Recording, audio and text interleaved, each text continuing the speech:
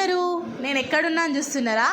నేను కొత్తగూడలో ఉన్న ఒక రెస్టారెంట్ దగ్గర ఉన్నా. అది మీకు చూపించబోతున్నా. ఆంబియన్స్ అది అయితే అద్దరిపోయింది. ఒకసారి మీరు కూడా చూసేయండి. ముందుగా నా ఛానల్ని ఫస్ట్ టైం చూస్తున్న వాళ్ళైతే ఖచ్చితంగా నా ఓల్డ్ వీడియోస్ కూడా చూసి నచ్చితే లైక్, షేర్ అండ్ సబ్స్క్రైబ్ చేయండి. పక్కనే ఉన్న బెల్ బటన్ కూడా నొక్కండి. సో నేను ఏదైనా వీడియోస్ పెట్టినప్పుడు మీకు ఖచ్చితంగా నోటిఫికేషన్స్ వస్తాయి. Please do follow me. నేను ఎక్కడికి వచ్చానని చూస్తున్నారా? నేను కొత్తగూడ దగ్గరలో ఉన్న కోల్స్ పార్క్ రెస్టారెంట్కి వచ్చాను. కొత్తగూడ, హైటెక్ సిటీ ఇవన్నీ ఫుల్ మారిపోయినాయి. అసలు నేను ఆఫీస్కి రాక 4 years అవుతుంది. సో ఆల్మోస్ట్ 4 yearsలో చాలా చేంజ్ అయిపోయినాయి. చాలా ఫ్లైఓవర్స్ కూడా వచ్చినాయి. చాలా కొత్తగా అన్ని రెస్టారెంట్స్ బాగున్నాయి. సో అట్లా నేను చాలా లాంగ్ బ్యాక్ తర్వాత ఆఫీస్కి వెళ్ళానని చెప్పాను కదా. నా కొలీగ్స్ నాకు ముందు నుంచే తెలుసు. కాకపోతే మేము ఫ్రైడే ఇలా బయటికి వెళ్ళి ఫుడ్ తిందాం అనుకున్నాము. అండ్ ఇన్ పర్సన్ మా కొలీగ్స్ని కలవడం నేను ఫస్ట్ టైం అనమాట. తినడానికి ఇలా బయటికి వెళ్ళినప్పుడు కూడా కొన్ని చేయాల్సిన పనులు ఉంటాయి మ్యాండేటరీగా. అవి ఏంటంటే కాల్స్ అటెండ్ అవ్వడము. సో మీకు తెలుసు కదా, కాల్స్ అయితే మస్ట్ అనమాట. వాటిని మాత్రం స్కిప్ చేయలేము ఎక్కడికి వెళ్ళినా. సో కాల్లో జాయిన్ అయిపోయి అప్డేట్స్ ఇచ్చేసిన తర్వాత మేమైతే లంచ్ స్టార్ట్ చేసినాం. ఇక్కడ మీకు ఇంకొకటి చెప్పాల్సింది ఏంటంటే, మేము స్టార్టింగ్లో వీడియో తీసినప్పుడు అక్కడ ఒక సైడ్కి ఒక గ్రూప్ కూర్చుని ఉన్నారు కదా, అక్కడ ఒక యూట్యూబర్ ఉన్నారు. అతను కూడా influencer. I think 60K subscribers ఉన్నట్టున్నారు. మేము వెంటనే అతని ఫేస్ గుర్తుపట్టి యూట్యూబ్లో వెతికితే మాకు దొరికాడనమాట. సో వాళ్ళు కూడా గ్రూప్ లాంచ్ చేస్తున్నారు. సో అట్లా మనకు కొంచెం తెలుస్తున్నారు యూట్యూబ్లో ఎవరు ఉన్నారు అండ్ మనం వెళ్ళినప్పుడు కనిపిస్తున్నారా లేదా అని.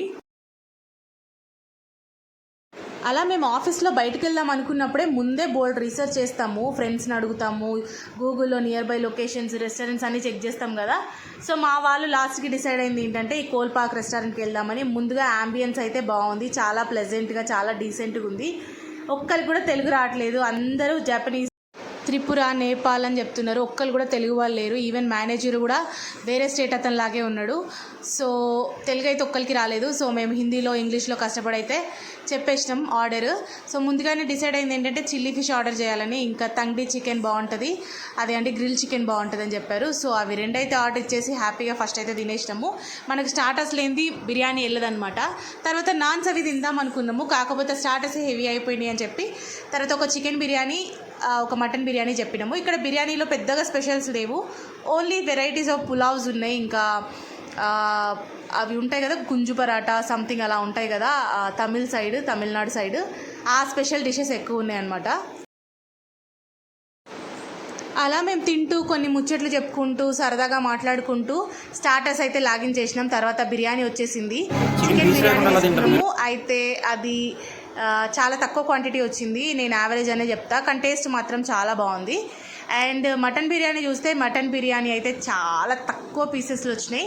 అండ్ మటన్ అంటే ఎవరికి ఇష్టం ఉండదు, కానీ మటన్ బిర్యానీ ఎక్కువ ప్రిఫర్ చేయం కదా బిర్యానీ బయట తినడానికి, ఎందుకంటే అది ఏమైనా తేడా ఉంటుందో ఏమో అని. సో మేము అలా భయపడుకుంటూనే ఒక మటన్ బిర్యానీ ఆర్డర్ చేసాము. అదంతా భయపడ్డట్టే యావరేజ్ కంటే బిలో యావరేజ్ ఉంది. సో అంత మసాలా ఎక్కువ ఉందన్నమాట, అది తినలేకపోయాం. బాగా కారం ఉండింది.